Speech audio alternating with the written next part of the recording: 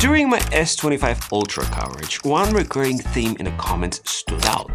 Requests to compare it to the OnePlus 13, or better yet, to review the OnePlus 13 itself. And there's a clear reason as to why.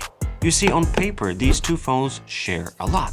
Similar in size, both powered by the top-tier Snapdragon chips, and both pushing flagship-tier specs. In some areas, the OnePlus 13 even edges ahead, with a larger, more advanced battery, better dust and water resistance, supporting insane wired and wireless charging speeds, and an ultra-bright 4500 nit display. But the real reason people are so interested lies in the price itself.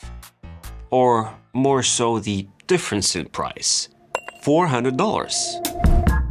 For $400 less than the Ultra, you get this sleek, all black in my case, OnePlus 13 with 256GB of storage, 12GB of RAM, a sharper front-facing camera, Hasselblad-backed rear optics and software, and an almost stock Android experience. So, what's the catch? Well, I don't think it's about a catch at all. I think it's more about something else. Maturity. Let me explain from the beginning. Hey guys, this is Z, and what I have here in my hands is the OnePlus. Not many of you might know this, but this channel made its mark on YouTube with a OnePlus 3 review. It was the phone that put me on the map. I still remember how exciting it was to unbox the OnePlus 3 and even the original OnePlus 1 back when getting one meant waiting lists and invite codes. Fast forward to today, the unboxing of the 13 didn't quite bring that same excitement when it comes to packaging. It's just that the accessories are scarce once again, but I've seen worse. By the way, if you end up enjoying this video, subscribe, because why not? Now, transferring everything from my S25 Ultra to the OnePlus 13 seemed simple. Just download OnePlus's clone phone app and follow the steps, or so I thought. For some reason, I couldn't establish a connection with the Ultra, so I had to get creative and attempt a migration from an iPhone instead. But that came with its own limitations. Only contacts, photos, and videos made the cut. In the end, I scraped the whole process and set everything from scratch, which I think it's the better option anyway. While setting it up, one thing became immediately clear. This phone feels incredibly comfortable in the hand. OnePlus has nailed a rare balance here, creating a device that looks and functions like a large phone, but somehow still feels compact in the hand when held. The pre-applied screen protector was a nice touch, by the way, adding a bit of reassurance right out of the box. Now, since the iconic sandstone case is a separate purchase, I found myself debating whether I even needed one. The finish on the back of this black Eclipse version is insanely good. In fact, I think this might be the best looking blacked out design I've seen in a long time. The whole aesthetic somehow balances out the massive camera system, and the combination of the rounded back, curved front display, chamfered edges, and lightweight frame makes it not just pocketable but genuinely fun to fidget with. And yes, it is IP69 rated, which is a first for any mainstream flagship. For the uninitiated, IP69 means this phone laughs at monsoons, survives accidental dishwasher cycles, and shrugs off sandstorms, things you should definitely care about if you somehow decide to wash this phone alongside your dishes. But it is more than welcome, of course. Now, this phone at this point is a rare breed because it includes something that we can almost never see at this point, an infrared remote control. And it comes with an app. All I have to do is pair the TV, open the app, point the phone towards the TV to power it on, and I can just, control it from here in case I have lost my remote or I just feel lazy enough to find the original one. Another thing I keep noticing is the fingerprint sensor on the front and how impressive it is, delivering some of the fastest unlocking speeds I've seen. I've tried the old trick of registering both thumbs under a single fingerprint, and yeah, still lightning quick every single time.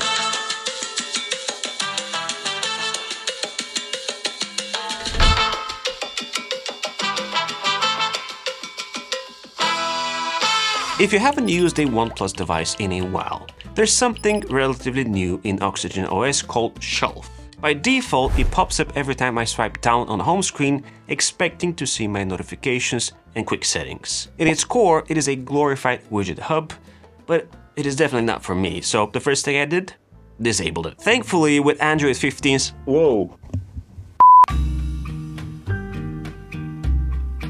Thankfully, with Android 15's improved global search and settings, that just took a few seconds. Which brings me to OxigenOS and Android 15. Once upon a time, OxigenOS was more than just software, it was a philosophy. And now, it feels like OnePlus is finally back to its roots, offering a super snappy, bloat-free experience that made it famous. The magic here isn't the details. App animations are smoother, RAM management is ruthless, and the quick settings menu hasn't been buried under layers of innovation, if we exclude the shelf that I just mentioned. It is everything you need, but in moderation. Plenty of customization, excellent multitasking support, much smaller operating system package giving back internal space, and of course, the signature alert slider, which I just read might disappear next year. OnePlus, Oppo, please don't.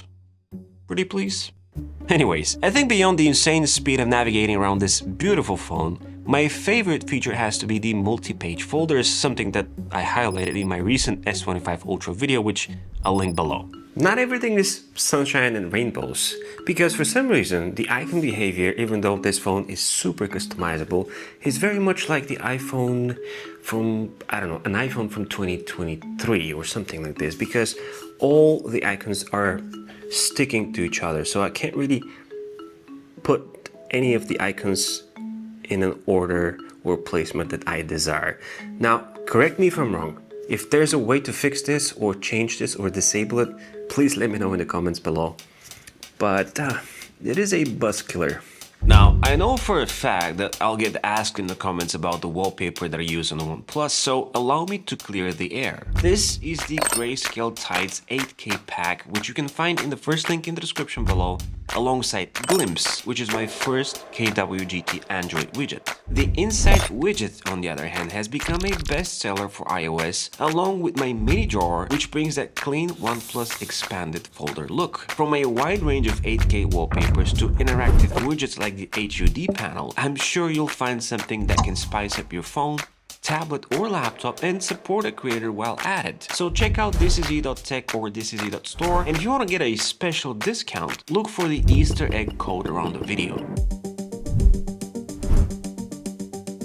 So let's talk about the screen. The 6.82-inch AMOLED curved panel isn't just bright, it's blinding and thankfully equally dimmable. I know many people kept asking for flat displays, but I wasn't one of them. In a sea of flat panels, this curved seems fresh and it offers superb watching experience. Outdoors, even in the sunniest of days, it feels like if you're operating indoors. The adaptive 120Hz refresh rate, on the other hand, feels buttery, and the resolution ensures text looks sharp even in the default settings.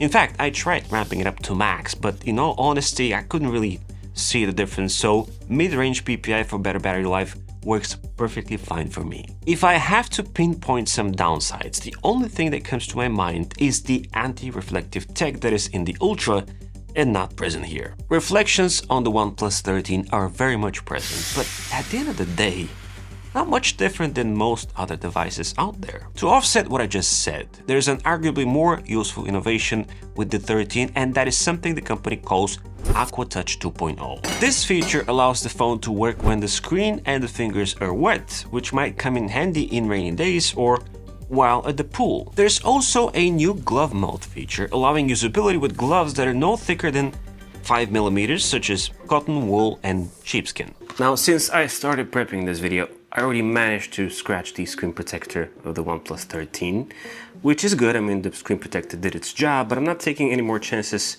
carrying it like this, and I'm also missing the MagSafe rings on the back. So I purchased the sandstone case, which used to be part of the whole OnePlus unboxing, but unfortunately not anymore. So let's see if it feels the same way as I remember it. It feels nice. It is very much rubbery though, not the hard shell cases that I remember, but still, I like how textured it feels in the hand. So if I put this on, boom, feels just nice. And actually, hold on a second.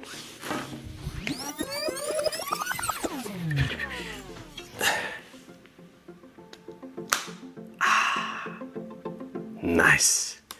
I can finally prop this phone. See, when rivals focus on AI trickery in post-production these days, the OnePlus 13's cameras speak through real-time results. The triple 50-megapixel combo on the back really opens the doors when it comes to sharpness and aesthetics. Sure, 5x is missing, but Hasselblad's tuning compensates and delivers portraits with depth and warmth that feels more real than anything else these days. The 3x telephoto lens captures crisp details, but as you can expect, push it to 6x or beyond and the camera shows its limits, which is totally fine. AI can fix physics.